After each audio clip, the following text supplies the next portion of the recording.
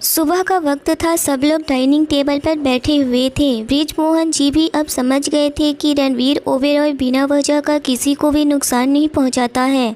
अभी भी रूहान की याददाश्त वापस नहीं आई थी, पर आरुषि रूहान का सामना नहीं कर पा रही थी। आरुषि रूहान के तरफ अभी भी ध्यान दिया करती थी। अम्मा रूहान को काफ़ी ज़्यादा ही देखभाल किया करती थी, क्योंकि रूहान को अभी केयर की ज़रूरत थी। उसके लिए अभी नर्स भी घर पर रखा गया था, ताकि उसकी देखभाल में कोई कमी ना हो सके और वह जल्दी से रिकवर हो जाए। डॉक्टर भी बीच बीच में आकर के उसका चेकअप किया करते थे। बृजमोहन जी की सर्जरी सफल हो चुकी थी और वह अच्छे थे। शुभ कहने लगा, दीदी आज मुझे स्कूल नहीं जाना है। यह सुनकर आरुषि कहने लगी, तो फिर क्या करना है? वीडियो गेम खेलना है क्या? चलो जल्दी से नाश्ता करो और स्कूल जाओ। कोई बहाना नहीं चलेगा और मैं कोई भी बात सुनने वाली नहीं हूँ। इतना सुनकर के शुभ बड़े ही प्यार से नखरे दिखाते हुए कहने लगा, प्लीज़ दीदी मुझे नहीं जाना है ना। आज देखो ना मेरी तबीयत ठीक नहीं है। तभी रणवीर कहने लगा, चैंपियन ऐसी बातें नहीं करते हैं। बोलो कि मैं बिल्कुल सही हूँ। भले ही तुम स्कूल ना जाओ, बट झूठ नहीं बोलते।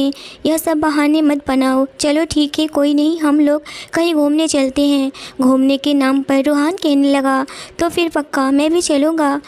रणवीर यह सुनकर के कहने लगा, नहीं तुम्हें घर पर रहना है और आराम करना है। अभी तुम्हें डॉक्टर ने कहा है आराम करने को। तुम जब सही हो जाओगे तब हम सब लोग घूमने चलेंगे। अभी छोटा चैंपियन जाएगा। बृजमोहन जी इस वक्त रणवीर को ही देख रहे थे, क्योंकि रणवीर में काफ़ी चेंज हो चुका था। आरुषि सबको ब्रेकफास्ट सर्व कर रही थी। उसने जब रूहान के पास लेकर गई तो रूहान आरुषि को बड़े ध्यान से देखने लगा, जैसे कि उसे पहले भी देख चुका है। और वह कहने लगा, आप कौन हैं? आपको तो मैंने पहले कभी इस घर में नहीं देखा। आरुषि कुछ बोलती उससे पहले ही रणवीर कहने लगा, रूहान यह तेरी भाभी है। रूहान फ़ौरन से उठ खड़ा हुआ और कहने लगा, भाई आप शादी कब कर लिए और मुझे बताया भी नहीं। रणवीर स्माइल करते हुए बोला, ऐसे सिचुएशन ही आ गया था कि मुझे स्वीटी से शादी करना पड़ा, क्योंकि अगर मैं शादी नहीं करता तो स्वीटी मुसीबत में पड़ जाती और मैं स्वीटी को मुसीबत में नहीं देख सकता हूँ। तुम जब फॉरेन थे, पढ़ाई में बिजी थे, तभी यह सब हुआ। यह सुनकर के रूहान कहने लगा, अच्छा तो यह है हमारी भाभी, बहुत ही खूबसूरत है। भाई क्या हाथ मारा है आपने? यह सुनकर के आरुषि की आंखों में आंसू भर आए। उसे बिल्कुल भी उम्मीद नहीं था कि रूहान ऐसा कह सकता है। रणवीर भी सोच में पड़ गया। रूहान को ऐसा नहीं बोलना चाहिए था आरुषि के बारे में। वह आरुषि की आंखों में आंसू देख चुका था और उसका दिल भी भर आया था, मगर वह कुछ नहीं कहा। वही रूहान फिर से अपने चेयर पर जाकर के बैठ गया और कहने लगा, भाभी मुझे अब आपका ख्याल बहुत अच्छे से रखना होगा, क्योंकि मैं आपका प्यारा सा देवर जो हूँ। आरुषि भरी हुई आंखों के साथ स्माइल करते हुए कहने लगी, हाँ हाँ ज़रूर। बृजमोहन जी भी एक पल के लिए सोच में पड़ गए कि यह सब क्या हो रहा है, क्योंकि रूहान और आरुषि एक दूसरे से प्यार करती हैं। ये बात अभी भी बृजमोहन जी को नहीं पता था। तभी अम्मा कहने लगी, बेटा तुम टेंशन नहीं लो, मैं हूँ ना। अम्मा उठकर रूहान को ब्रेकफास्ट सर्व करने लगी। आरुषि शुभ के बगल में बैठ गई, पर वह खा नहीं रही थी। उसे ना खाते हुए देख करके रणवीर कहने लगा, क्या हुआ स्वीटी, खाओ ना। आरुषि होश में आई और वह हाँ में सर हिलाई और थोड़ा बहुत नाश्ता करके वह फ़ौरन से उठ गई और वह अपने कमरे में चली गई। शुभ आज एकदम से जिद किया हुआ था कि मुझे स्कूल नहीं जाना है, तो बृजमोहन जी उसे लेकर के टहलने निकल गए। आरुषि इस वक्त बहुत परेशान लग रही थी। यह सोच कर के रणवीर कमरे में गया तो देखा कि सच में आरुषि बेड पर बैठकर रो रही है। वह उसके करीब गया और उसके कंधे पर हाथ रखकर कहने लगा, स्वीटी क्या हुआ है? तुम रूहान के बातों को दिल पर नहीं लो। वह थोड़ा ज़्यादा ही नटखट है, कुछ भी बोल देता है। तुम तो अच्छे से जानती हो ना। आरुषि इस वक्त सिसकियाँ लेकर रोए जा रही थी। उसकी सांसें खींच रही थी और उसका फेस पूरी तरह से लाल हो चुका था और वह फ़ौरन से रणवीर के सीने से जाकर लग गई। आरुषि अपनी बाहों में रणवीर को भर ली और सिसक कर रोने लगी। रणवीर बिल्कुल भी देख नहीं पाया उसे इस तरह से रोते हुए और वह अपने हाथ की मुठ्ठियाँ कस लिया। थोड़ी देर आरुषि उसके सीने से लगी रही, फिर वह रोना कम की। रणवीर उसे कंधे से पकड़ के कहने लगा, क्या हुआ है स्वीटी, इतना रोना ज़रूरी है? मुझे बिल्कुल अच्छा नहीं लग रहा है, और वैसे भी मेरी स्वीटी रोते हुए बिल्कुल भी अच्छी नहीं लगती, पता है ना। चलो अब स्माइल करो। आरुषि फिर से रोने लगी।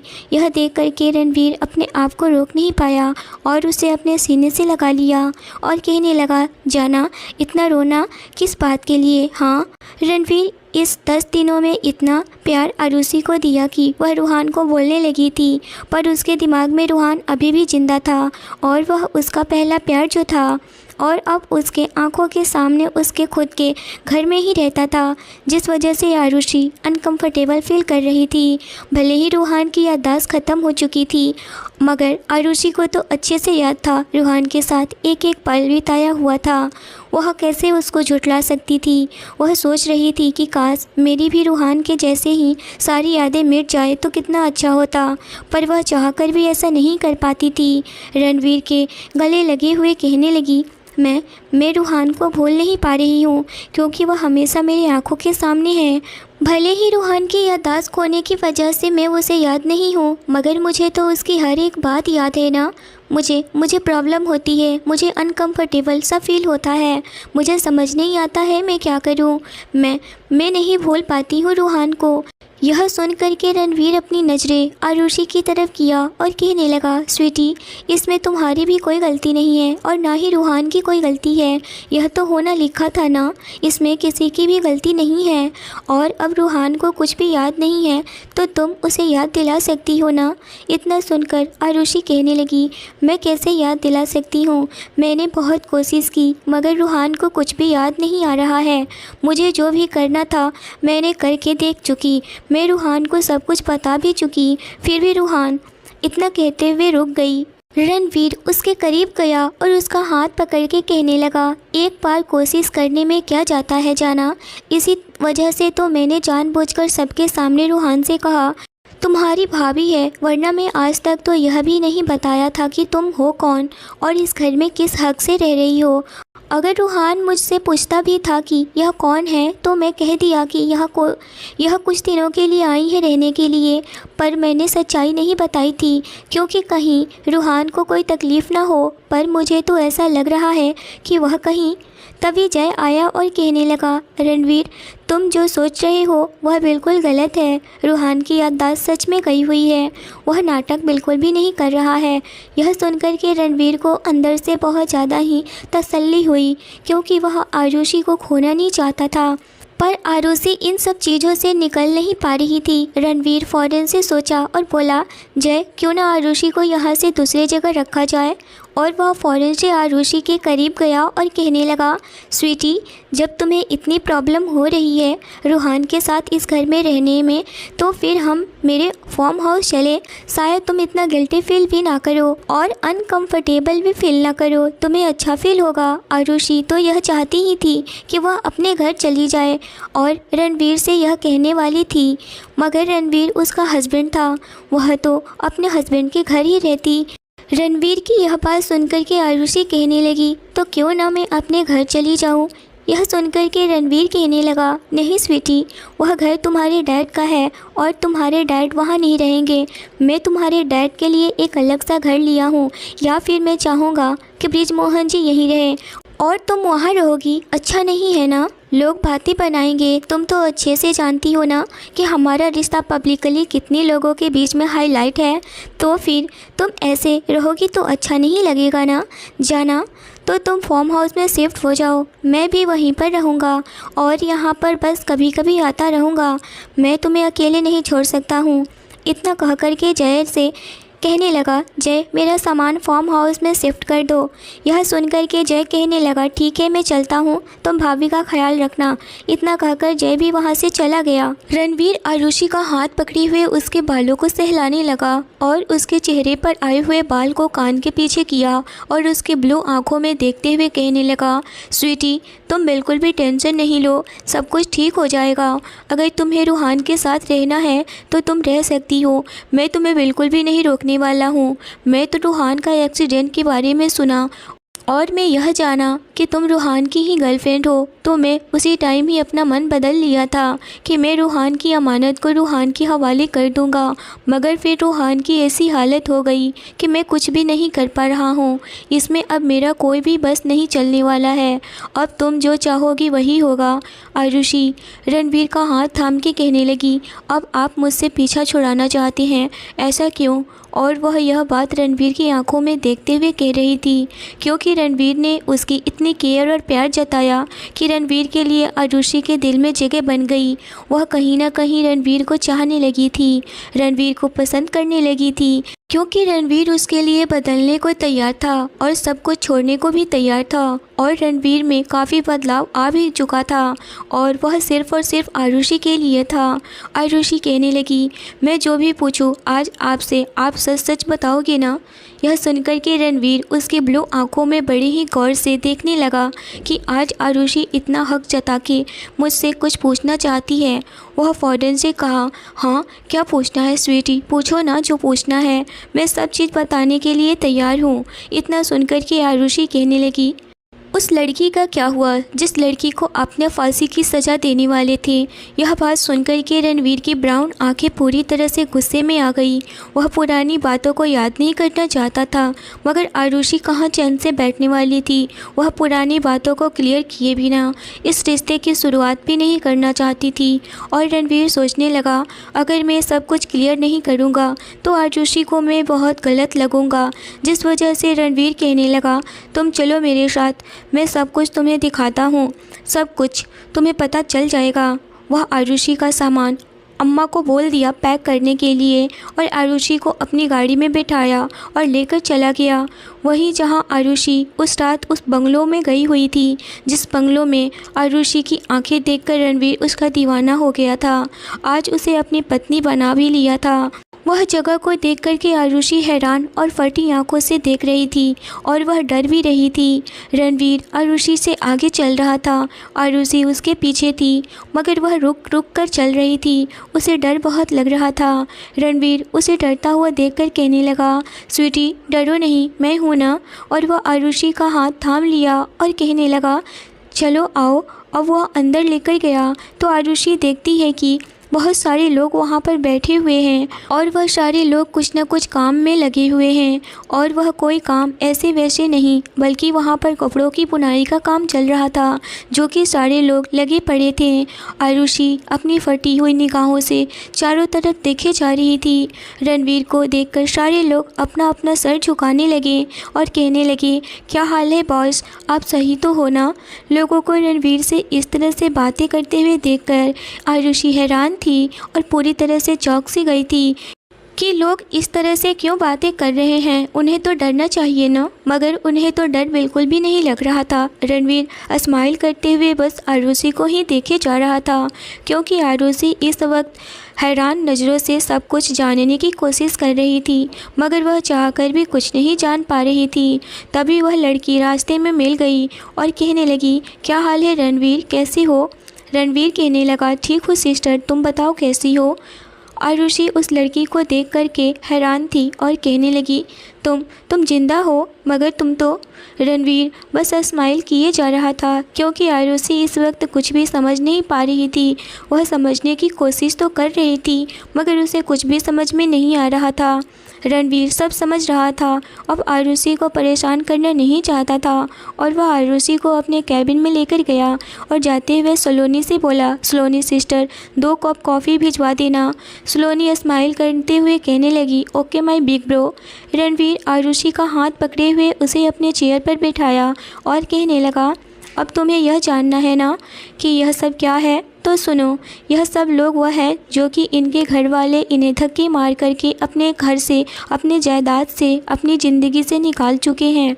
वह सारे लोग यहाँ पर आकर के सुकून की ज़िंदगी गुजारते हैं और 2 पैसे की काम भी करते हैं। इन्हें रहने, खाने और घूमने फिरने की यह बंगलो देख रही हो ना, सारे अरेंजमेंट इनके अंदर में ही हैं और इन्हें किसी भी प्रकार की कोई भी तकलीफ़ नहीं होती है और हम सब लोग एक फैमिली की तरह यहाँ रहते हैं। आरुषि उसे बहुत ही हैरान नज़रों से इस वक्त रणवीर को देख रही थी कि यह तो बाहर से शैतान था, फिर अंदर से इतना भगवान की तरह क्यों है। उसके आंखों में बहुत सारे सवाल थे पर वह रणवीर से कोई भी सवाल नहीं कर पा रही थी। रणवीर सब समझ रहा था। वह कहने लगा, उस रात जब सलोनी भाग रही थी तो उसके पीछे उसके घर वाले पड़े हुए थे और वह उसके सौतेले भाई थे। अगर मैं अपने लोगों को उसके पीछे नहीं भगाता तो वह लोग इसे मार देते और मैं जानबूझकर सलोनी को मारने को अपने आदमियों से बोला ताकि वो लोग दरवाजे पर खड़े थे, वह लोग यह बात सुनकर चले जाएं ताकि उनके दिल में सुकून हो जाए कि वह लोग नहीं मारे तो किसी और ने ही उसे मार दिया। रणवीर की बातें सुनकर आरुषि एकदम से चौंक सी गई थी। तभी फिर रणवीर कहने लगा, आरुषि तुम जो भी यहाँ देख रही हो, सारे लोग यहाँ तो उन्हें घर से निकाल चुके हैं या फिर उनकी ज़िंदगी नरक जैसी कर दिए थे। वही लोगों को मैं पकड़ के उन्हें लाता था और अपने यहाँ उन्हें नौकरी पर रख लिया करता था। मैं उनकी हेल्प करता था, बाहर से यह दिखाता था कि मैं जल्लाद हूँ, मैं उन्हें मार रहा हूँ क्योंकि उनके घर वाले यही चाहते थे। उन्हें पसंद नहीं करते थे क्योंकि उन्हें घर वाले नहीं चाहते और उन्हें पसंद नहीं करते। मैं मारता नहीं था, उन्हें अपने पास रख लिया करता था। अब तुम सोच रही होगी कि मैं तुम्हारे डैड के साथ क्यों ऐसा कर रहा था।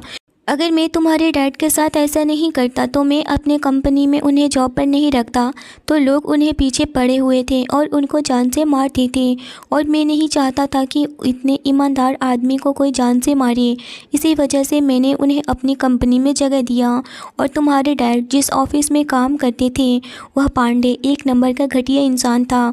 वह हाथ धो करके तुम्हारे पीछे पड़ा हुआ था और वह तुम्हारे डैड का ईमानदारी का फ़ायदा भी उठा रहा था। जब मुझे पता चला तो मैं उसके उसी भाषा में डील करना चाहता था, मगर बृजमोहन जी सारा सच पांडे को बता दिए। लेकिन मैं पांडे से अपना डील करके ही रहा क्योंकि वह बहुत बड़ा गैंगस्टर से मिला हुआ था और वह हमेशा से गलत काम ही करते आया था। वह लड़कियों का सप्लाई करता था और उन लड़कियों में तुम्हें भी। इतना कहते हुए रणवीर रुक गया। तभी सलोनी कॉफ़ी लेकर के आई और कहने लगी, हेलो भाई, और वैसे भी भाभी बहुत अच्छी है, आज बहुत दिनों के बाद आए हो। वैसे रूहान कैसा है। रणवीर कहने लगा, रूहान ठीक है। और बृजमोहन जी, उनका सर्जरी सही हो गया है ना। रणवीर हाँ में जवाब दिया। तभी सलोनी बोली, छोटा चैम्पियन कैसा है तुम्हारा। वह भी बहुत ही अच्छा है, यहाँ सब कुछ सही चल रहा है। हाँ, दाई माँ की थोड़ी तबीयत ख़राब थी पर मैंने उन्हें अस्पताल चेकअप करवा दिया है और वह सही है। मैं तुम्हें कॉल की थी पर तुम कॉल नहीं उठा पाए थे, जिस वजह से मैं खुद ही यह सब कर ली। सलोनी की बात सुनकर रणवीर कहने लगा, बहुत अच्छा, तुमने बहुत जल्दी अपना काम बहुत अच्छे से संभाल लिया है। पर जय तो आता रहता है ना यहाँ। जय का नाम सुनकर के सलोनी के चेहरे पर पूरी तरह से लाल हो गए थे। यह देख कर के रणवीर सलोनी के चेहरे को बड़े ही गौर से देखने लगा और कहने लगा, वाह, प्यार का असर हो रहा है। सलोनी कहने लगी, ब्रो तुम भी ना जाओ, मैं जा रही हूँ। इतना कह कर के सलोनी वहाँ से चली जाती है। आरुषि को इस सारी बातों पर बिल्कुल भी भरोसा नहीं हो रहा था।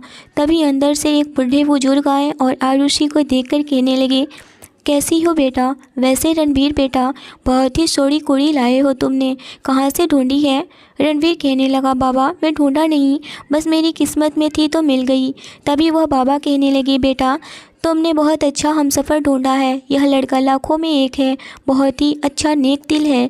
देखो हमारी कितनी मदद करता है, हमें काम तक नहीं करने देता, दिन रात बस मैं यहीं पर आराम करता रहता हूँ और हराम का खाता हूँ। तभी रणवीर कहने लगा, क्या बाबा आप भी, बस आप आराम करिए, आपकी उम्र है, बस यही करिए। बेटा तुम्हें नहीं पता है। वह आरुषि का हाथ पकड़े हुए अंदर लेकर जाने लगे और कहने लगे, देखो आओ, इतने सारे यहाँ पर बूढ़े बुढ़ी हैं और हम में से किसी को भी यह काम करने नहीं देता है। कहता है आप लोग बस खाइए और आराम करिए। काम करने वाले कर रहे हैं ना, और सबकी ज़रूरतें तो पूरी करता है। देखो क्या ठाठ है इसकी, जब आरुषि अंदर गई तो देखती है कि एक बड़ा सा हॉल था, उसमें सारे बड़े बड़े कमरे बने हुए थे। उस कमरे में दो दो बड़े बड़े बेड लगे हुए थे और दोनों तरफ से दो दो लोग सोए हुए थे और उसमें बहुत ही मोटे गद्दे थे जिस पर आराम से कोई भी नींद ले सकता था। उसमें ज़रूरत की सारी चीज़ें अवेलेबल था। यह देख कर के आरुषि की आंखें फटी की फटी रह गई। वह बिल्कुल भी सोच नहीं पा रही थी कि रणवीर इतना सब कुछ कर रहा है, मगर वह बाहर से तो डेविल लगता था और अंदर से इतना सॉफ्ट दिल। उसे बिल्कुल भी समझ नहीं आ रहा था कि वह रणवीर को प्यार करे या फिर क्या। वह सब अपनी फटी आंखों से देख रही थी। तभी रणवीर पीछे से आया और कहने लगा, बाबा हमें जाना चाहिए, हमें लेट हो रहा है, हमें कहीं और जाना है। तो वह कहने लगे, ठीक है बेटा, मगर बहुत दिन बाद आए हो। वैसे रूहान जी कैसे हैं और बृजमोहन जी सही है ना? रणवीर बोला, सब लोग ठीक है, बस आप लोग अच्छे से रहिए। कोई भी बात हो मुझे कॉल करिए। जय तो आता ही रहता है ना सबकी खबर लेने? तो बाबा कहने लगे, हाँ बेटा, जय तो आता है, एक एक के पास बैठ के सबको अच्छे से देख कर जाता है। वह भी बहुत ही अच्छा बच्चा है। मैं कह रहा हूँ सलोनी तू शादी कर ले जय से, मगर वह मान ही नहीं रही है।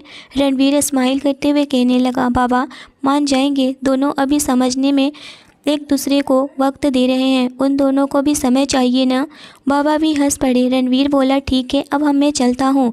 रणवीर आरुषि का हाथ पकड़े हुए चल पड़ा। आरुषि को सब लोग वहाँ जानते थे, यहाँ तक कि उसके डैड के बारे में भी जानते थे, शुभ के बारे में भी जानते थे। आरुषि यह सब देख करके पूरी तरह से चौंक गई थी, मगर वह धीरे धीरे सबको समझने की कोशिश कर रही थी और वह बहुत कुछ समझ चुकी थी। जब आरुषि कार में बैठी तो कहने लगी, इतना खतरनाक डेविल की तरह इतना बोलकर वह चुप हो गई। तो रणवीर कहने लगा, अगर मैं ऐसा नहीं बनूं तो दुनिया मुझे लात मार देगी, इसीलिए दुनिया मुझे ना दबाए, यह रौब रखना पड़ता है मुझे, तभी इतने लोगों का मैं सब कुछ अच्छे से कर पाता हूँ। वरना अभी वह बोल ही रहा था कि आरुषि उसके गले लग गई। अभी रणवीर कार स्टार्ट नहीं किया था, वह भी आरुषि को अपनी बाहों में भर लिया और कहने लगा, क्या हुआ स्वीटी? उसे लगा आरुषि को कुछ हो गया, क्योंकि आरुषि को इस तरह से उसे गले कभी नहीं लगाती। आरुषि समझ रही थी कि रणवीर मुझे बचाने के लिए और मेरे डैड को बचाने के लिए इतना सब कुछ किया है। वह मेरे सामने सच बताता तो शायद मैं कभी मानती ही नहीं, जिस वजह से वह मुझसे जोर ज़बरदस्ती किया, पर मेरे डैड और मेरी भलाई के लिए ही तो किया ना। वह इतना समझ चुकी थी और उसके गले लग गई थी। रणवीर डर गया था और कहने लगा, क्या हुआ स्वीटी, बताओ ना क्या हुआ? आरुषि के आंखों में आंसू थे। रणवीर आरुषि को खुद से दूर किया और उसके चेहरे को अपने हाथों में लेके कहने लगा, क्या हुआ जाना? तुम्हारी इन आंखों में आंसू मैं बिल्कुल भी नहीं देखना चाहता हूँ। मुझे अच्छा नहीं लगता है स्वीटी, तुम्हें पता है ना, मैं तुम्हें हमेशा खुश देखना चाहता हूँ, फिर इस तरह से रोना क्यों? आरुषि कहने लगी बड़े ही प्यार से। पता नहीं क्यों मेरी आंखों से आंसू अचानक से आने लगे और वह अपनी नज़रें नीचे किए हुए थी।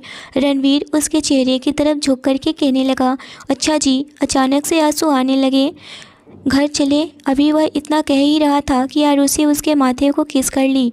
रणवीर तो खुशी के मारे फूले नहीं समा रहा था, उसे तो लग रहा था कि दुनिया की हर खुशी उसे मिल रही है। इतना देख करके वह आरुषि को अपने सीने से लगा लिया और कहने लगा, स्वीटी, मैं इसी दिन का तो इंतज़ार कर रहा था। मैं तुम्हें सच में बहुत ज़्यादा ही मोहब्बत करता हूँ आरुषि, मैं तुम्हें खो नहीं सकता हूँ, कभी भी नहीं, तुम मेरी धड़कन हो। आरुषि की रोने की आवाज़ तेज़ हो गई थी और कहने लगी, आई एम सॉरी रणवीर, मैं आपको समझ नहीं पाई, यह बात मुझे आप पहले क्यों नहीं बताएं? रणवीर, अगर मैं यह पहले बताता तो तुम कभी भी समझ नहीं पाती, क्योंकि तुम किसी और से मोहब्बत करती थी, मतलब कि रूहान से। आरुषि कहने लगी, पर अब ऐसा नहीं है। अभी वह इतना बोली ही थी कि रणवीर का फ़ोन बज उठा। वह फ़ौरन से फ़ोन उठाया और कहने लगा, क्या बात है? वह जय था। कहने लगा, तुम कब आ रहे हो? कब से मैं इंतज़ार कर रहा हूँ तुम्हारा, कहाँ हो, जल्दी आओ ना। रणवीर कहने लगा, बस तो रुक, मैं आ रहा हूँ। इतना कह कर के वह फ़ोन कट कर दिया। रणवीर कहने लगा चले स्वीटी, और वह कार स्टार्ट कर दिया और अपने फार्म हाउस चल पड़ा। आज रणवीर बहुत ज़्यादा ही खुश था क्योंकि उसे जो चाहिए था वह खुशियाँ मिल गई थी। रणवीर कुछ ही देर में अपने फार्म हाउस पहुँच गया। जय ने रणवीर का सारा सामान वहाँ पर शिफ्ट कर दिया था। अब आरुषि का सामान रह गया था, वह भी आ चुका था। आरुषि अपना सामान खुद सेट करने लगी थी। उधर रणवीर ने जैसे कहा, तुम बृजमोहन जी और शुभ को हमेशा के लिए रहने के लिए बोल दो, वह लोग ओबेरॉय पैलेस में ही रहेंगे। वैसे मैं बृजमोहन जी से बात कर चुका हूँ और वह मान भी चुके हैं। उनका सारा सामान घर से लेकर आ जाओ और यहीं पर शिफ्ट कर दो, और छोटे चैंपियन का स्कूल तुम ही रोज़ लेकर जाओगे। अब जाओ। जय बस रणवीर की बातें सुन रहा था और कहे जा रहा था और कुछ। तभी रणवीर एक गुस्सा लगाता है जय को और कहने लगा, क्या कब से और कुछ कहे जा रहे हो। जय स्माइल करते हुए, बस तुम्हारी बातें तो सुन रहा हूँ ना, अब मैं क्या करूँ बताओ। रणवीर जय को गले लगा लिया और कहने लगा, सोलोनी तेरा इंतज़ार कर रही है, जाकर मिल ले उससे, कुछ कहना है उसे तुझसे। इतना सुनते ही जय के चेहरे पर स्माइल आ गई, उसका फेस पूरी तरह से लाल हो गया था। रणवीर यह देख करके कहने लगा, वाह क्या बोल रहा है भाई, देखो यह है प्यार की ताकत। तभी जय कहने लगा, तेरी प्यार की ताकत क्या है बताओ। तभी रणवीर, अरे भाई मुझे पता है तेरी प्यार की ताकत, देख भी लिया है तो कहाँ से कहाँ तक आ चुका हूँ। मैं अब जा रहा हूँ, मुझे अपनी वाइफी के साथ टाइम स्पेंड करने दे।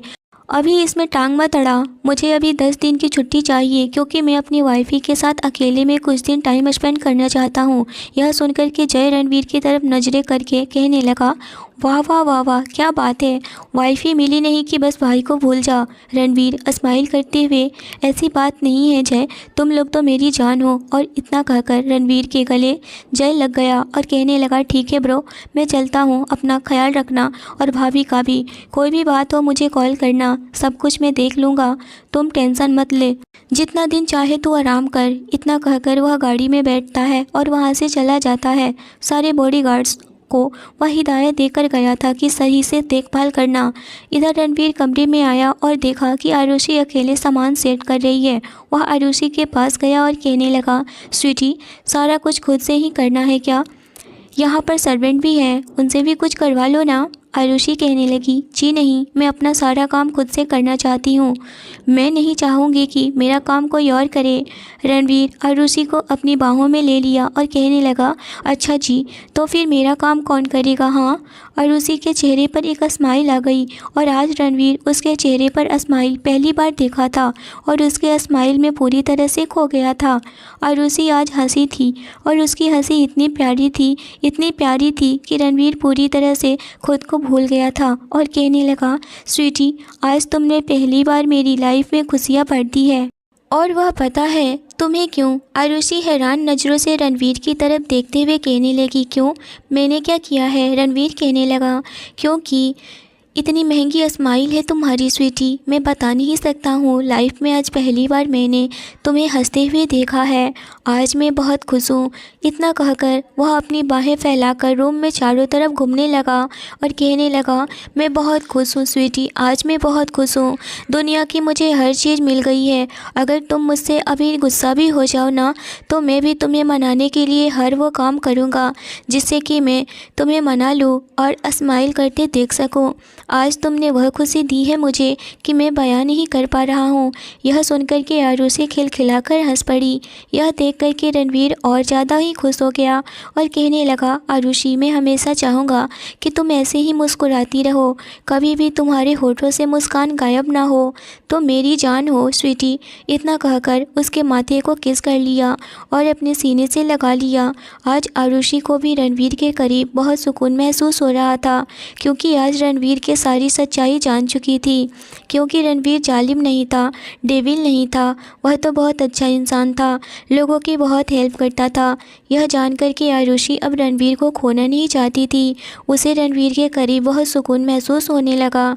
रणवीर उसे गोद में उठाकर बेड पर लेकर गया और उसे वहीं लेटा दिया और कहने लगा, स्वीटी क्या तुम्हें इतराज़ है। आरुषि शर्मा कर अपने चेहरे को घुमा लेती है। उसके चेहरे पर शर्माहट साफ दिखाई दे रहा था। यह देख कर के रणवीर कहने लगा, हाय मैं मर जावा, मेरी स्वीटी को शर्माने भी आता है क्या। इतना कह कर के वह उसके गाल पर किस कर दिया। आरुषि कहने लगी, नहीं ना। रणवीर उसके हाथों को थाम कर कहने लगा, ठीक है तो फिर चलो सामान सेट करते हैं। इतना कहते हुए वह उठने लगा। आरुषि उसे गहरी निगाहों से देखने लगी। यह इंसान इतना बदल जाएगा, मैंने कभी सोचा भी नहीं था। यह मेरे साथ ज़बरदस्ती भी नहीं कर रहा है, पहले तो वह ज़बरदस्ती करता था। अभी वह इसी सोच में थी कि रणवीर उसके पास आया और कहने लगा, अच्छा जी, तुम्हें ज़ोर ज़बरदस्ती करना है हाँ। आरुषि उसके तरफ हैरान नज़रों से देखते हुए कहने लगी, आपको कैसे पता कि मैं क्या सोच रही हूँ। रणवीर स्माइल करते हुए कहने लगा, मुझे सब पता है स्वीटी कि तुम क्या सोच रही हो, तो क्या मैं ज़ोर ज़बरदस्ती करूँ अपनी वाइफी के साथ, अच्छी बात नहीं है ना। इतना कहते हुए वह उसके ऊपर झुकने लगा और कहने लगा, अच्छा जी मैं ज़ोर ज़बरदस्ती करूँगा। इतना कह कर के वह झुकते हुए आरुषि के लबों पर अपना लब रख दिया और उसे बड़े ही सॉफ्टली किस करने लगा। आरुषि की आंखें बंद हो चुकी थी, मगर रणवीर उसे ही देख रहा था और वह बड़े ही प्यार से किस कर रहा था। आज आरुषि भी रणवीर के किस का रिस्पॉन्स दे रही थी, क्योंकि अब तो वह भी रणवीर से प्यार करने लगी थी ना। रणवीर आरुषि को किस करते हुए उसमें खोसा गया था और उसके दिल की धड़कनें भी तेज हो गई थी। आरुषि की धड़कते दिल यह कह रहे थे कि आज आरुषि सच में रणवीर की हो चुकी है। रणवीर आरुषि के होठों को छोड़कर उसके गले पर किस करने लगा और धीरे धीरे उसके हाथों को भी सहलाया जा रहा था। दोनों की धड़कनें काफ़ी तेज़ थी। आरुषि इस वक्त आंखें बंद किए हुए बस रणवीर को महसूस कर रही थी। रणवीर आरुषि को कोई भी तकलीफ़ ना हो, यह सोचते हुए आरुषि को एक फूल की तरह छुए जा रहा था। धीरे धीरे वह आरुषि के सारे बॉडी को किस करने लगा। आरुषि इस वक्त साड़ी पहनी हुई थी। रणवीर उसके पेट पर एक प्यारा से किस किया तो आरुषि की सांसें बहुत ज़्यादा तेज़ हो गई। वह अपने आप को कंट्रोल नहीं कर पा रही थी और ना ही रणवीर। रात भी गहरी होती जा रही थी और दोनों की सांसें भी गहरी। आज दोनों एक दूसरे का प्यार जो मिल रहा था। रणवीर पूरी रात आरुषि को वह प्यार दिया जिससे कि वह प्यार की हकदार थी। आरुषि भी रणवीर का वह प्यार पाकर बहुत ही खुश थी। वह रात बस दोनों के मिलन की रात थी। अगली सुबह रणवीर की आंखें खोली तो आरुषि उसकी बाहों में थी और उन दोनों की बॉडी पर एक कपड़े नहीं थे। आरुषि आज पूरी तरह से रणवीर की हो चुकी थी और रणवीर भी पूरी तरह से आरुषि का हो चुका था। यह देख कर के रणवीर ने आरुषि के माथे को किस कर लिया और कहने लगा, गुड मॉर्निंग स्वीटी, सुबह हो गई है, उठो ना। आरुषि भी अपनी आंखें खोली तो वह शर्मा कर फिर से अपनी आंखें बंद कर ली। रणवीर स्माइल करने लगा और कहने लगा, मुझसे क्या शर्माना स्वीटी, अब उठ भी जाओ ना, या फिर अभी सोना है। आरुषि अपने आप को छुपाते हुए कहने लगी, आप जाओ, मैं बाद में उठती हूँ। रणवीर स्माइल करते हुए कहने लगा, ओके स्वीटी, और वह फिर से उठ गया और वॉशरूम चला गया। कुछ देर में आरुषि भी उठी और वह रेडी होकर एक बहुत ही खूबसूरत पिंक कलर की साड़ी पहनी। आज उसकी मांग में सिंदूर और मंगलसूत्र कुछ अलग ही रंग कह रहे थे। वह बहुत ज़्यादा ही खूबसूरत लग रही थी। रणवीर उसे देख करके पूरी तरह से खो गया था। आरुषि अपने बाल को बना रही थी, तभी रणवीर उसके पीछे से आया और उसे अपनी बाहों में भर लिया और कहने लगा, चले डैड से मिलने। आरुषि रणवीर के मुँह से डैड सुनकर हैरान थी और कहने लगी, क्या कहा आपने, डैड से मिलने, आपके डैड? रणवीर, नहीं बाबा, आपके डैड। आरुषि हैरान थी और वह तो हमेशा नाम लेकर ही बुलाता था, मगर आज रणवीर कहने लगा, अब तुम मेरी हो स्वीटी, पूरी तरह से मेरी हो गई हो, तो फिर मेरे डैड भी हो गए ना। और इतना कह कर के आरुषि के गाल पर किस कर दिया और कहने लगा, और भी चाहिए मुझे कुछ। आरुषि शर्मा कर अपना सिर नीचे कर ली और कहने लगी, चले जल्दी। इतना सुनकर रणवीर भी शांत हो गया और कहने लगा, ओके बाबा ठीक है, नहीं करता हूँ परेशान अपनी स्वीटी को। और आरुषि को अपनी बाहों में भर लिया और उसके माथे को किस कर दिया और कहने लगा, चलते हैं, मुझे छोटे चैंपियन से मिलना है। और वह जल्दी से ओबेरॉय पैलेस चले गए क्योंकि उन्हें वहीं पर ब्रेकफास्ट करना था। जैसे ही आरुषि ओबेरॉय पैलेस में गई, अम्मा देखकर कहने लगी, आइए बेटा, आप कैसी हैं? आपका चेहरा देखकर तो लग रहा है कि आप बहुत ही अलग, आपके चेहरे पर क्या बात है? आरुषि स्माइल करते हुए कहने लगी, अम्मा कोई बात नहीं है, आप लोगों से मिलना मेरी खुशी का जरिया बन जाता है ना। और वह शुभ दौड़ करके आया और कहने लगा, दीदी आप कहाँ चली गई थी? आरुषि बोली, बस मुझे कुछ काम था इसीलिए गई थी। अब बताओ, अब स्कूल जाना है ना? तभी पीछे से रणवीर आया और कहने लगा, क्या हाल है छोटा चैंपियन? शुभ रणवीर को देख करके आरुषि को तो भूल ही जाता था। वह फ़ौरन से रणवीर के पास दौड़ कर गया और कहने लगा, कैसे हो जीजू आप? मैं तो बहुत ही मस्त हूँ। बृजमोहन जी सब समझ रहे थे क्योंकि आरुषि का चेहरा ही बता रहा था कि रणवीर आरुषि को अब खुश रखता है। बृजमोहन जी कहने लगे, आरुषि तुम रणवीर के साथ खुश तो हो ना? आपको कोई टेंशन तो नहीं है ना? आप रणवीर को बता सकते हो। इतना सुनते ही बृजमोहन जी को भी सब पता चल गया था रणवीर के बारे में, और वह यकीन कर लिए थे कि अब आरुषि रणवीर के साथ पूरी ज़िंदगी खुश रहेगी।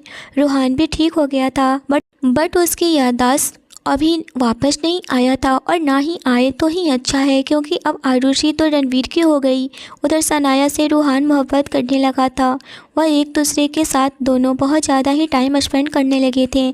तो इस कहानी की आज होती है हैप्पी एंडिंग। हमारे हीरो को तो उसकी हीरोइन मिल चुकी, उसका प्यार उसे मिल गया। कुछ ही दिनों में रूहान और सनाया की भी शादी हो गई। जय और सलोनी भी एक दूसरे से प्यार कर रहे थे, उनकी भी बहुत जल्द शादी हो जाएगी। तो यह स्टोरी आपको कैसी लगी मुझे कमेंट करके ज़रूर बताइए।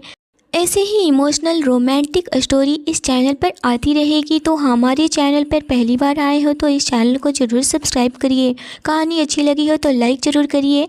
स्टोरी कैसी लगी मुझे कमेंट में ज़रूर बताइए। तो चलिए मिलते हैं एक नई और बेहतरीन स्टोरी के साथ। तब तक के लिए आप सब लोग अपना रखिए ख्याल। इस स्टोरी को इतना प्यार और सपोर्ट देने के लिए बहुत बहुत धन्यवाद। Thanks for watching. वह कमरे में बेड पर बैठी बस अपने प्यार के बारे में सोच रही थी। उसे क्या जवाब देगी जिससे कि वह बेपनाह मोहब्बत करती थी। आज किसी और की दुल्हन बनी सेज पर उस मर्द का डर सताए जा रहा था उसको कि ना जाने कब आ जाए, कोई भरोसा नहीं है। लेकिन कर भी क्या सकती थी, वक्त भी अजीब खेल दिखाता है। अभी इतना सोच ही रही थी कि वह आदमी कमरे में आया और आते ही सीधा बेड पर आकर बैठा और बोला, बाहर क्या बोल रही थी कि मैं ना मर्द हूँ, मैं तुम्हें दिखाता हूँ कि मैं मर्द हूँ या ना मर्द हूँ। यह कह करके श्लोक अपने शर्ट का बटन खोलने लगा था और उसके करीब आकर के बैठ गया। संजना वहाँ से भाग जाना चाहती थी लेकिन वह चाह कर भी नहीं भाग सकती थी। श्लोक गुस्से से जोर से उसका हाथ पकड़कर दबाने लगा था और उसके होठों पर अपना उंगली रब करने लगा था। संजना पूरी तरह से कांप जाती है। इतने में ही श्लोक उसके गर्दन पर जोर से किस करने लगा था और उसके होठों पर भी, और उसका होठ भी काट दिया था और जोर से पकड़कर उसे बेड से लगा लिया और उसका शादी का जोड़ा फाड़कर उसके बॉडी से अलग कर दिया और उसके ऊपर झुककर उसे बहुत दर्द हुआ। संजना पूरी तरह से कँपा रही थी और कुछ ही देर में बेहोश हो गई। एक लड़की अपनी आंखों में ढेर सारे आंसू लिए हुए फ़ोन की लोकेशन चेक करते हुए फ़ोन को देखे जा रही थी। वह बार बार अपने आंसुओं को भी साफ कर रही थी और दौड़ते हुए जा रही थी। इस वक्त उसने एक वाइट कलर की सूट पहन रखी थी और साथ में ही पीला दुपट्टा लिए हुए थी। वह बहुत ज़्यादा ही खूबसूरत लग रही थी। उसका रंग गोरा था, जीरो फिगर, आंखें ग्रे और पिंक लिप्स। वह दिखने में बहुत ज़्यादा ही खूबसूरत थी और उसकी उम्र 21 साल थी। वह अपने आंसुओं को साफ करते हुए जा रही थी और बड़बड़ाए हुए जा रही थी, मैं अपने भाई को ज़रूर बचाऊंगी, मैं अपने भाई को बचा कर ही रहूँगी। मेरा भाई कहाँ है? मैं उसको बिना बचाए नहीं रह सकती हूँ। यह कहते हुए वह ऑटो पकड़कर उस एड्रेस पर जाने लगती है जहाँ का वह एड्रेस और लोकेशन अपने फ़ोन में देख रही थी। वह लगभग 1 घंटे में ही वहाँ पर पहुँच जाती है जहाँ पर उसे जाना होता है। यह एक बहुत ही बड़ा मेंशन था और बहुत ही खूबसूरत था। उस लड़की की आंखों में अभी आंसू बहुत ज़्यादा थे जो कि ज़बरदस्ती अपने आंसुओं को पोंछे जा रही थी और मन में बोले जा रही थी, क्या मेरे भाई यहाँ पर होगा? यह सोचते हुए वह अपने कदम मेंशन के अंदर बढ़ाने लगती है। उसे नहीं पता था कि अब उसकी किस्मत कहाँ ले जा रही है या फिर वह आगे क्या होने वाला है उसके साथ, एक दरिंदे के पास जो कि उसकी किस्मत तबाह करने के कगार पर है और वह अंदर बैठा हुआ है और तकदीर भी पता नहीं कैसा कैसा खेल दिखाता है। बस चेहरा अलग होता है। अनजान थी वह अपने आने वाली किस्मत से, जिससे कि अब अभी कदम बढ़ाए जा रही थी। उसे नहीं पता था कि अंदर क्या होने वाला है। बस उसके होठों पर अभी भी भाई को बचाने की भगवान से प्रार्थना थी, जो कि अपने भाई के लिए अपने कदम बंगले में बढ़ाए जा रही थी। और वह बंगले के अंदर और कभी बाहर देख रही थी। मेंशन दिखने में बहुत ज़्यादा ही खूबसूरत था, अंदर से और भी ज़्यादा खूबसूरत लग रहा था, जिसे देखकर वह लड़की अपने मन में बोली, मेरा भाई यहाँ पर क्या करने आएगा और वह इंसान कौन होगा जिसने मुझे फ़ोन करके यहाँ पर बुलाया है। जिसे सोचकर वह अपने भाई का नाम लेते हुए बोलती है, रमन, रमन तुम कहाँ हो। तभी उसे एक बहुत ही डरावनी और कड़क आवाज़ सुनाई देती है, तो तुम आ ही गई। और यह कहते हुए वह लड़का, जिसकी उम्र 30 साल था, रंग गोरा, कसी हुई कसरती बॉडी, दिखने में बहुत ज़्यादा ही हैंडसम लग रहा था। कोई भी लड़की देखते ही एक नज़र में ही उसकी दीवानी हो जाती, लेकिन फेस पर ढेर सारा गुस्सा, जिसे आंखों तक लाल हो चुकी थी। वह अपने सामने खड़ी उस लड़की को ऊपर से लेकर नीचे तक निहार रहा था और सीढ़ियों से उतरते हुए नीचे की तरफ आया और उसकी नज़र एक पल के लिए भी उस लड़की से हटी नहीं रही थी। वह उस लड़की के पास गया तो बोलने लगा, अच्छा तो तुम हो संजना खुराना। और वह संजना उस लड़के के बात सुनकर के बोली, तुम कौन हो? क्या तुमने मुझे फ़ोन करके यहाँ बुलाया था? और मेरा भाई कहाँ है? क्या तुम जानती हो मेरे भाई को? कहाँ है? जिसे सुनकर वह लड़का कहा, इतनी भी क्या जल्दी है अपने भाई से मिलने की? पहले कीमत तो लगा ले तुम्हारी भाई की। यह कहकर के वह अजीब नज़रों से संजना को ही देख ही रहा था। और वही संजना उस लड़के की इस तरफ खुद को देखने से अनकंफर्टेबल फील कर रही थी, जिससे कि वह थोड़ा पीछे होकर के बोली, कैसी कीमत? संजना की बात खत्म होने से पहले ही वह लड़का बोला, अपने भाई की जान की कीमत। जिसे सुनकर संजना गुस्से से चीखी थी और उस लड़के को गुस्से से घूरते हुए बोली, तुम कहना क्या चाहते हो? आखिर में तुम हो कौन जो कि मेरे भाई की कीमत लगा रहे हो? जिसे सुनकर वह लड़का संजना की तरफ देखते हुए बोला, तो तुम्हें बहुत जल्दी है मेरे बारे में जानने की, लेकिन उससे पहले तो तुम्हारे बारे में जान लो जिससे कि मुझे डील करनी है। यह सुनकर संजना बोली, क्यों यह सब कर रहे हो? तुम चाहते क्या हो? क्यों मेरे भाई के जान के पीछे पड़े हो? जिसे सुनकर के वह लड़का हंसते हुए बोला, अरे रुको रुको, इतना जल्दबाजी किस बात की है? ठहरो तो, जो बड़ी जल्दी है सब कुछ जानने की, लेकिन मेरा कोई मूड नहीं है तुम्हें सब कुछ बताने की, बस मैं तुमसे डील करना चाहता हूँ। जिसे सुनकर के संजना उस लड़के को बहुत ज़्यादा ही गुस्से में घूरते हुए बोली, क्या कहा? कैसा डील? क्या कीमत लगाई है तुमने मेरे भाई के जान की? यह बोलते हुए संजना बहुत ज़्यादा गुस्सा दिखा रही थी, लेकिन अंदर से डर भी रही थी। और वहीं वह लड़का, यह हुई ना बात, अब तुम मुद्दे पर आई हो। यह कहकर के वह लड़का अपना हाथ आगे बढ़ाता है कि संजना के होठों को रब करते हुए बोला, तुम्हारे भाई की जान की कीमत बस एक रात है। और फिर धीरे से अपने होठों को संजना के कानों के पास ले जाकर के और अपने गर्म सांसों के साथ बोला, मेरे बिस्तर पर मुझे खुश करके।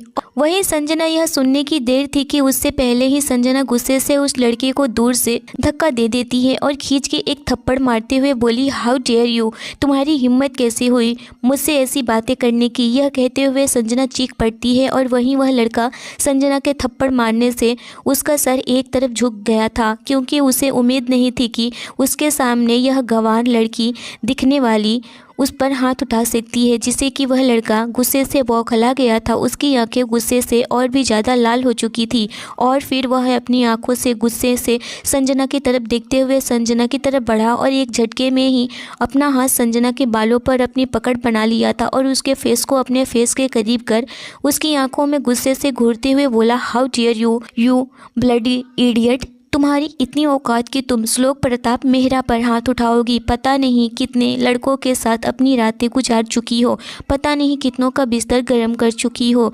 जो तेरे बॉडी में इतनी गर्मी है ना, मैं चाहूँ तो 1 मिनट में तेरी बॉडी की सारी गर्मी उतार सकता हूँ। वह तो शुक्र मनाओ कि मैं शराफत से सिर्फ और सिर्फ तुमसे एक रात मांग रहा हूँ, वरना तुम तो मेरी बिस्तर के लायक भी नहीं हो, मगर हर रात एक तवायफ की तरह पड़ी रहोगी। श्लोक गुस्से से संजना पर चिल्लाए जा जा रहा था कि तभी संजना अपने बालों को छुड़ाने की कोशिश करते हुए बोली, आखिर में तुम हो कौन जो मुझ पर कमेंट कर रहे हो? अरे घटिया तो तुम हो, इतनी घटिया सोच रखते हो। सुनो, मैं कोई चीज़ नहीं हूँ जो तुमने मांगा और मैं तुम्हें खुद को दे दी, और ना ही मैं बिकाऊ हूँ जो तुम मेरा सौदा करना चाहते हो। तुम्हें लगता है कि मैं तुम्हारी इस घटिया बातों में आ जाऊँगी? तो कभी नहीं। मैं अपनी जान दे दूँगी, लेकिन तुम्हारे साथ कभी नहीं ऐसा कर सकती हूँ। यह कहते हुए संजना खुद को छुड़ा लेती है और वहाँ से जाने लगती है, जिसे सुनकर के श्लोक हंसते हुए बोला, इसका मतलब कि तुम्हें अपने भाई की जान प्यारी नहीं है? तो कोई बात नहीं है, तुम्हारे यहाँ से जाते ही तुम्हारे भाई की लाश तुम्हारे घर पर होगी। इतना ही कहना था कि संजना के पैर वहीं पर रुक जाते हैं और फिर वह पीछे मुड़कर के श्लोक की तरफ देखती हुई सोचकर बोलती है, मार दो, क्योंकि मेरा भाई तो वैसे ही मर जाएगा। यह जानकर कि मैं उसकी जान बचाने के लिए अपनी इज्जत की सौदा की। उसकी इतनी सी बात से श्लोक तिलमिला उठा था। संजना को उसकी बात न मानता देखकर उसका सारा प्लान खराब हो रहा था, संजना की ज़िंदगी बर्बाद करने की। और वहीं संजना के दिल में अब भी डर था। उसने कह तो दिया था, पर उसका दिल जानता था कि उसने तो बस यह दाव खेला था। उसने अपने भाई की ज़िंदगी की ना वैल्यू करके, जिसका असर भी श्लोक पर हो चुका था। तभी उसे श्लोक के दोबारा आवाज़ आती है, शायद तुम्हें अपने भाई से प्यार नहीं है, तभी तुम इतनी सी बात नहीं मान रही हो। चलो मेरे साथ, तुम्हारे लिए एक और ऑफ़र है। श्लोक संजना को उसकी बात न मानता देखकर कुछ सोचकर संजना को फंसाने के लिए श्लोक अपना दूसरा दाव खेलते हुए कहता है, मुझसे शादी कर लो और अपने भाई की जान बचा लो। उसका इतना ही कहना था कि जिसे सुनकर संजना अपना चेहरा उठाकर श्लोक को देखने लगती है और कुछ सोचकर बोली, कभी नहीं, मैं तुमसे शादी कभी नहीं करूँगी। मैं मर जाऊँगी, लेकिन मैं तुमसे कभी शादी नहीं करूँगी। तुम जैसे घटिया और छोटे सोच वाले इंसान से तो कभी नहीं। यह कहकर के संजना दोबारा अपना कदम बंगले के बाहर की तरफ बढ़ा देती है कि तभी उस हॉल में दोबारा श्लोक के गुस्से भरी आवाज़ आई, जस्ट शट अप, बहुत बोली तुमने, अब मेरी बारी है तो जाओ यहाँ से, क्योंकि मुझे पता है कि तुम्हें अपने भाई से प्यार नहीं है। तो ठीक है, मैं भी तुम्हें रोकूंगा नहीं, तुम जा सकती हो और कल तुम्हें तुम्हारा भाई मिल जाएगा, लेकिन उसकी लाश। यह कह कर के वह किसी को फ़ोन कर देता है और फ़ोन पर मार दो उसे, और उसे ऐसी मौत देना कि कोई उसकी शक्ल तक पहचान न पाए। उसने इतना ही कहना था कि तभी संजना पीछे मुड़कर दौड़कर श्लोक के पास आकर वह खुद ही फ़ोन लेकर के कहती है, नहीं नहीं, तुम ऐसा कुछ नहीं करोगे, मेरे भाई को तुम नहीं मारोगे प्लीज़। यह कहते हुए संजना अपना हाथ आगे बढ़ा देती है, क्योंकि श्लोक से फ़ोन ले ली थी और अब श्लोक उससे फ़ोन ले रहा था। वही श्लोक संजना की इस हरकत से मुस्कुरा उठा था और बोला, वाह वाह मेरी स्वीट हार्ट, आखिर में तुम आ ही गई अपनी औकात पर। जिसे सुनकर संजना गुस्से से श्लोक की तरफ देखने लगी थी, तुम आखिर में यह सब क्यों कर रहे हो? क्या गुनाह किया है हमने? मैं तो तुम्हें जानती तक नहीं हूँ, यहाँ तक कि मैं कभी तुम्हें देखा तक नहीं है, तो तुम यह सब क्यों कर रहे हो? यह सब करने की क्या वजह है तुम्हारी? जिसे सुनकर के श्लोक हंसते हुए संजना की तरफ देखा और बोला, तुम्हें क्या लगता है कि तुम्हारी इतनी औकात है कि तुम मुझे अपने सवालों के जवाब ले सकोगी? तुम चाहती क्या हो तुम्हें पता है, लेकिन मुझे नहीं करना है, तो ठीक है, तुम यहाँ से जा सकती हो। जिसे सुनकर के संजना रोते हुए ज़मीन पर बैठ जाती है और फिर अपना हाथ जोड़ करके श्लोक की तरफ देखती है, प्लीज़ मेरे भाई और मुझे छोड़ दो, मुझे जाने दो, मैंने क्या बिगाड़ा है? मैं तुम्हारे साथ शादी नहीं कर सकती हूँ, तो ठीक है, एक रात बिता लो, क्योंकि तुम्हारी इतनी औकात नहीं है कि तुम मुझसे शादी कर सको या फिर मेरी बीबी बन सको। उसने इतना ही कहना था कि तभी संजना चीखती है, मैं शादी करने के लिए तैयार हूँ, लेकिन तुम भी वादा करो कि तुम मेरे भाई को छोड़ दोगे। जिसे सुनकर के श्लोक मुस्कुराते हुए संजना को ऊपर से नीचे देखता है और संजना के चेहरे को देखते हुए बोला, तुम्हें पता है ना कि तुम मुझसे शादी करने जा रही हो, और शादी के बाद क्या होता है? तुम हर रात मेरे बिस्तर पर होगी मुझे सर्टिफाई करने के लिए। यह भी सोच लो, अब भी तुम्हारे पास दो ऑप्शन है, मेरे साथ एक रात या फिर शादी करके मेरे साथ कई नाइट बिताना चाहती हो। उसका इतना ही कहना था कि संजना का रोम रोम खड़ा हो गया था। उसे बहुत डर लग रहा था श्लोक की बातों से। बात तो उसने सही कही थी, वह श्लोक के साथ एक रात बिताकर सबसे छुटकारा पा सकती थी, लेकिन उसके ऊपर एक कलंक लग जाता कि वह, और उधर वह अमर को कौन सा मुंह दिखाएगी। अमर से तो 4 साल से रिलेशन में थी, लेकिन संजना खुद को बहुत ज़्यादा ही बचा करके रखी थी। कई बार अमर कहा था कि संजना हमारी शादी होगी तो हम वह सब करते हैं, पर संजना शादी के बाद होने वाला काम अभी नहीं उसे मना लिया करती थी, और अमर मान भी जाया करता था और आज के बाद वह अमर की भी नहीं रहेगी। वह अमर की मोहब्बत थी, लेकिन उसका क्या, उसका तो पहले से ही बॉयफ्रेंड था। वह अमर से बहुत ज़्यादा ही मोहब्बत करती थी। यह सोचकर संजना 1 मिनट के लिए तो पूरी तरह से रोने लगी थी। वह अमर को क्या मुंह दिखाती कि अमर पर क्या बीतेगी। उन दोनों की तो कुछ ही महीनों के बाद शादी होने वाली थी, लेकिन वह शादी करेगी तो वह किसी को भी इज्जत बनी रहेगी, चाहे वह राक्षस से करती हो या फिर उसके घर के, उसके माँ बाप की नाक नहीं कटेगी। उसकी बेटी किसी गैर मर्द के साथ न हो करके अपने पति के साथ है, चाहे वह जालिम ही सही हो। यह सोचते हुए संजना एक नज़र श्लोक की तरफ देखती है तो उसे देख कर के दोबारा से पीछे कदम कर लेती है और खुद में ही बड़बड़ाने लगती है और बोलती है, मैं कैसे इस इंसान से शादी कर सकती हूँ जो मुझे सिर्फ यूज करना चाहता है। नहीं, मैं उससे शादी नहीं कर सकती हूँ और ना ही मैं इसके साथ एक रात रहूँगी। अपनी ज़िंदगी बर्बाद नहीं करूँगी। मैं अपने डैड को कलंकित नहीं कर सकती हूँ। नहीं नहीं, मुझसे यह नहीं होगा। मैं क्या करूँ। यह सब सोच ही रही थी कि तभी श्लोक दोबारा आवाज़ दिया, तो क्या सोच रही हो, मेरी स्वीट हार्ट बनोगी। या फिर उसने इतना ही कहना था कि तभी संजना अपनी आंखें बंद कर एक लंबी सांस ली और अपने हाथों की मुठ्ठियां बना करके बोली, शादी, मैं तुमसे शादी करने को तैयार हूँ। उसने इतना ही कहा था कि श्लोक संजना को गुस्से से घूरने लगा था और अपने मन में बोला, मुझसे शादी करनी है ना, तुम देखो मैं तुम्हारे साथ क्या करता हूँ, तुम पछताओगे मुझसे शादी करके। फिर श्लोक किसी को कॉल कर देता है और कुछ देर बात करने के बाद श्लोक ने अपने मंसूबे में कामयाब हुआ और एक फाइल ला करके संजना के सामने रखते हुए बोला, साइन करो।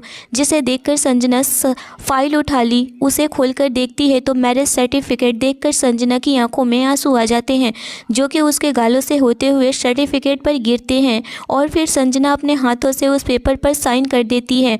वह साइन करते हुए टाइम लगा रही थी, जैसे कि कोई फरिश्ता आकर उसे इस मैरिज सर्टिफिकेट पर साइन करने से रोक दे या फिर उसका अमर आकर उसे रोक दे और यहाँ से ले जाए, कि तभी श्लोक संजना के हाथ से मैरिज सर्टिफिकेट छीनकर संजना को ऊपर से नीचे देखता है। अब से तुम पूरी की पूरी मेरी। और फिर उसके करीब जाकर उसके होठों को अपने हाथों से सहलाते हुए, अब से यह तुम्हारी रसीली और मज़ेदार होठ और फिर संजना का हाथ पकड़कर अब से मेरे होंगे। यह कहकर कि वह संजना को अपने साथ लेकर जाने लगता है। कमरे से बाहर हॉल में लेकर जाता है तो संजना मंडप सजा देखकर उसकी आंखें बड़ी हो जाती है, क्योंकि उसे यकीन ही नहीं हो रहा था कि कुछ ही मिनटों में पूरा माहौल ही सजा हुआ है। और फिर श्लोक संजना को ज़बरदस्ती पकड़कर मंडप पर बैठा देता है और उसी के बगल में बैठकर शादी की पूरी रस्म करने लगता है। और वहीं संजना भी अपने आंखों में आंसू लिए शादी के मंडप पर बैठी थी, पर कर भी क्या सकती थी। उसके मन में बस अमर का ही ख्याल आ रहा था कि अमर क्या सोचेगा, वह किस हाल में होगा, उसे जब पता चलेगा तो वह मेरे बारे में क्या सोचेगा, वह कैसे जिंदा रहेगा मेरे बिना। वह तो बहुत ज़्यादा ही मुझसे मोहब्बत करता है, मेरे बिना वह बिल्कुल नहीं रह पाएगा। संजना की आंखों में आंसू आ गए थे। पंडित जी के कहने पर संजना के गले में मंगलसूत्र श्लोक ने पहनाया। इसे तुम मंगलसूत्र मत समझना, यह गले में मेरी गुलामी का फंदा है। और कुछ ही देर में शादी संपन्न हो गई। श्लोक के एक ऑर्डर से कुछ ही देर में वह पूरा हॉल खाली करवा देते हैं। इस वक्त सिर्फ और सिर्फ श्लोक और संजना ही थे उस हॉल में मौजूद। श्लोक जो सीधे सोफे पर जाकर बैठ जाता है और फिर संजना को देखते हुए बोला, चलो अब से तुम हमारे कैद में हो और मुबारक हो। यह कहकर के श्लोक अपने एक सर्वेंट को ऑर्डर देकर संजना को अपने कमरे में ले जाने को बोला और फिर वह खुद बालकनी में जाकर किसी को फ़ोन करता है, वहाँ पर सब कैसा चल रहा है, अगर कुछ भी छोटी सी भी गलती नज़र आए तो तुम मुझे कॉल करना, क्योंकि मैं नहीं चाहता कि मेरी गैर मौजूदगी में वहाँ पर कोई भी प्रॉब्लम हो। जिसे सुन कर के दूसरी तरफ से, जी सर, यहाँ पर कोई भी प्रॉब्लम होगी तो मैं आपको इन्फॉर्म कर दूँगा, ओके। इतना कह कर के श्लोक फ़ोन रख देता है। और वहीं दूसरी तरफ संजना जब कमरे में जाती है तो उसकी आंखें हैरानी से फैल जाती हैं, क्योंकि पूरा कमरा पहले से ही सजा हुआ था। उसे यकीन ही नहीं हो रहा था कि इतनी जल्दी यह सब कुछ हो गया है। उसे पता क्यों नहीं चला, लेकिन वह तो बस घबराए जा रही थी कि अमर किस हाल में होगा और वह कैसे रहेगा। वह अमर से बहुत ज़्यादा ही मोहब्बत करती थी और अमर भी उसे बहुत ज़्यादा ही चाहता था। वह बस अमर के लिए सोचे जा रही थी, पर एक तरफ उसका भाई था लेकिन और दूसरी तरफ उसका प्यार। बहुत ज़्यादा ही घबराई हुई थी, उसे अफसोस हो रहा था। उसने भावनाओं में आकर के अपने भाई के लिए अपनी ज़िंदगी तबाह कर दी। पता नहीं क्यों लेकिन उसका दिल बहुत ज़ोर से धड़क रहा था, जैसे कुछ बुरा होने वाला है। उसे नहीं पता कि यह तबाही उसके नसीब में क्यों और कैसे आई। क्या गलती की थी उसने जो ये इंसान उसकी ज़िंदगी में दस्तक दिया है। लेकिन अफसोस कर उसकी धड़कनें बढ़ती जा रही थी। उसका दिल कह रहा था कि जैसे कोई उसके साथ खेल खेल रहा है। शायद यह सच था। यह सब सोच ही रही थी कि तभी उसके कानों में गेट बंद होने की आवाज़ आती है, जिसे संजना पलट करके देखती है तो श्लोक दरवाज़ा बंद कर उसी की ओर घूरते जा रहा था। और श्लोक अपने कदम संजना की तरफ बढ़ाते हुए बोला, वैसे खूबसूरत तो हो तुम, तभी लोग तुम्हारे इतने जल्दी दीवाने हो जाते हैं। कितनों को फंसाया होगा तुमने अब तक। और वही संजना के माथे पर पसीने आने लगे थे। पता नहीं क्यों लेकिन उसे इस वक्त श्लोक से बहुत ज़्यादा ही डर लग रहा था। उससे वह पीछे की तरफ पलटते हुए बोली, क्या क्या कह रहे हो तुम? क्या कहना चाह रहे हो? और तुमने यह सब कुछ जानबूझकर किया है ना? मुझे जानबूझकर फंसाया है। और फिर थोड़ा ऊंची आवाज़ में, अब मुझे सब कुछ जानना है। देखो अब तो मेरे पति हो गए हो, इस नाते तुम्हें सब कुछ बताना होगा। तुमने मुझसे शादी क्यों की? मेरे भाई का इस्तेमाल क्यों किया? वजह क्या है इस सब की? यह कहते हुए वह अपने कदम वहीं रोक देती है। उसे इस तरह देख करके श्लोक अपने होठों पर डेविल स्माइल लिए अपने कदम संजना की तरफ बढ़ाते हुए, इतनी भी क्या जल्दी है जाने मन सब कुछ जानने की? अभी तो बहुत वक्त है, थोड़ा खेल तो खेलने दो। तुम्हारे साथ बहुत शौक है ना दूसरों के साथ खेल खेलने का, तो अब तुम्हारी बारी है। अब कोई तुम्हारे साथ खेलेगा। जिसे सुनकर संजना, यह तुम क्या कह रहे हो? अरे मैंने कहा न कि इतनी जल्दी क्या है तुम्हें यह सब कुछ जानने की? वक्त आने पर सब कुछ पता चलेगा। चलो अब सब कुछ छोड़ो, अब मुझे यह बताओ कि कितने नंबर पर मैं हूँ जिसके साथ तुम अब तक सो चुकी हो? श्लोक के मुंह से ऐसी बातें सुनकर संजना तो जैसे सदमे में चली गई थी। उसे यकीन नहीं हो रहा था कि उसके सामने खड़ा यह इंसान जो अब उसका पति हो चुका है उसे ऐसे सवाल पूछ रहा है। श्लोक के इस सवाल में संजना की धड़कन बढ़ा दी थी, जिसे संजना अपने लहंगे को टाइटली पकड़ करके बोलती है, यह तुम क्या क्या बकवास कर रहे हो? यह कहते हुए संजना के चेहरे पर गुस्सा आने लगा था। और फिर वह गुस्से से श्लोक को कहते हुए, और तुम्हारी हिम्मत कैसे हुई मुझे ऐसे कहने की कि मैं तुम्हारी कोई बाजारू औरत दिखती हूँ? तुम जो भी सोच रहे हो वैसे मैं नहीं हूँ। इतना ही कहना था कि श्लोक आगे बढ़ा और संजना के पास जाकर के संजना को बाल सहित पकड़कर अपने करीब कर उसकी आंखों में गुस्से से घूरते हुए बोला, खबरदार अगर अपनी आवाज़ ऊंची की तो मेरे सामने तुम्हारी जबान खींच लूँगा। अपनी औकात में रहकर बात करना। आज तक किसी ने मेरे सामने सर उठाया नहीं और तुम अपनी जबान चलाए जा रही हो। हाँ चलाना है, क्योंकि तुम्हें तुम्हारी सच्चाई नहीं पता है। तुम कितने घटिया हो, चीप इंसान हो। अगर पता होता तो कभी तुम्हारी आगे सर नहीं झुकाते। मुझे तो शर्म आ रही है कि तुम्हें अपने पति मानते हुए, और मैं कभी भी ऐसे इंसान की पत्नी बनकर नहीं रह सकती हूँ जिसे औरत की इज्जत करने नहीं आता है। यह कहकर के संजना श्लोक को खुद से दूर झटक देती है और बोलती है, खबरदार मिस्टर श्लोक, अगर तुमने मुझे छुआ तो, क्योंकि मैं तुम्हें अपना पति नहीं मानती हूँ और ना ही मैं इस शादी को। तुमने धोखे से मुझसे शादी की है मेरे भाई का इस्तेमाल करके। जिसे सुनकर के श्लोक हंसने लगा था।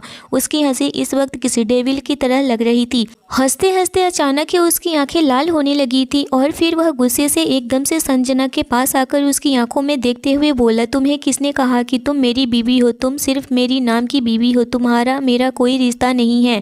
तुम्हारा मुझसे रिश्ता सिर्फ बेड पर है। मेरी बेड पार्टनर बनकर रहो। बाकी तुम्हारी और मेरे बीच कुछ भी नहीं है, क्योंकि तुम जैसी लड़कियां मेरी लाइफ में डिजर्व ही नहीं करती हैं। जैसी घटिया लड़की श्लोक प्रताप मेहरा की बीवी बनेगी। पता नहीं कितने मर्दों के साथ सो चुकी हो, वह श्लोक प्रताप मेहरा की बीवी बनने की हिम्मत रखेगी। अब तो बस ज़िंदगी भर मेरी मिस्ट्रेस बनकर रहोगी, जिसका काम सिर्फ़ और सिर्फ मेरे बेड पर है, मुझे सर्टिफाई करना।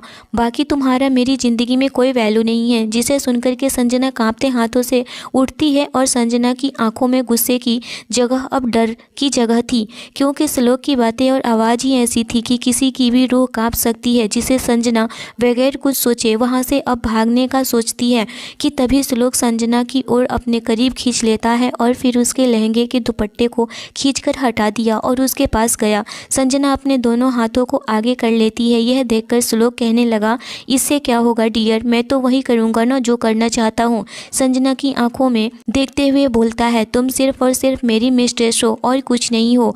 तुम सिर्फ यहाँ मेरी ज़रूरतें पूरा करने के लिए हो, सिर्फ ज़रूरत। और जहाँ मेरी ज़रूरतें पूरी हुई मैं तुम्हें यहाँ दूध की मक्खी की तरह निकाल कर फेंक दूंगा, क्योंकि ऐसी घटिया लड़की की मेरी घर में कोई जगह नहीं है। जिसे सुनकर पता नहीं क्यों लेकिन संजना को बहुत तकलीफ हुई। वह एक टक अभी भी श्लोक को ही आंखों में देख रही थी, जिसमें उसे खुद के लिए सिर्फ और सिर्फ नफरत दिखाई दे रहा था। जो उसे नहीं पता था वजह क्या थी, जो संजना की आंखों में अब उसमें डर भरने लगा था, जिससे कि वह ज़बरदस्ती खुद को श्लोक से चुराते हुए बोली, छोड़ो मुझे। और फिर बड़ी ही मुश्किल से हिम्मत कर वह बोली, यह बकवास बातें मेरे सामने दोबारा मत करना। सुना तुमने, मैं कोई तुम्हारी मिस्ट्रेस नहीं हूँ और ना ही मैं इस शादी को मानती हूँ। यह कह कर के वह बार बार खुद को छुड़ाती है, लेकिन श्लोक उसे छोड़ने को तैयार नहीं था और एक झटके में उसे अपने गोद में बैठा लेता है और उसके गर्दन को पकड़कर दांत से काटने लगता है। संजना बहुत ज़्यादा चीखने लगती है, मुझे छोड़ो, लेकिन श्लोक उसे छोड़ता नहीं है और बहुत ही बेरहमी के साथ उसके होठों को अपने होठों के पास ले जाकर उसे किस करने लगा था। संजना को बहुत गुस्सा आ रहा था, उसका बस चलता तो उस इंसान को जान से मार देती, पर इस वक्त संजना का कोई भी बस नहीं चल रहा था, क्योंकि श्लोक उसके दोनों हाथों को कसकर अपने हाथों में जकड़ा हुआ था। संजना बहुत कोशिश कर रही थी कि उसका हाथ छूट जाए, लेकिन उसकी कोशिश नाकाम थी और देखते ही देखते श्लोक उसके पूरी बॉडी को अपनी बाहों में कसकर पकड़ लिया था। संजना और भी ज़्यादा चीखने लगी थी और अपने हाथों को छुड़ाने की कोशिश करने लगी थी, लेकिन श्लोक ना ही उसके पूरे बॉडी को छोड़ रहा था और ना ही उसके हाथों को। और श्लोक एक हाथ से संजना के कमर पर हाथ रखकर उसे सहलाने लगा था। यह महसूस कर संजना पूरी तरह से कांप उठी थी। वह बहुत ज़्यादा ही हैरान थी कि उसके साथ यह सब क्या हो रहा है। ऐसे तो इजाज़त उसने अमर को भी नहीं दी थी, लेकिन यह इंसान तो उसके साथ सारी हदें पार किए जा रहा था। संजना और बहुत ज़्यादा ही डर चुकी थी। अब उसके आगे क्या होने वाला है, आगे की स्टोरी नेक्स्ट एपिसोड में आएगा। स्टोरी अच्छी लगी हो तो लाइक और सब्सक्राइब जरूर करें, कहानी अच्छी लगी हो तो शेयर जरूर करें। Thanks for watching.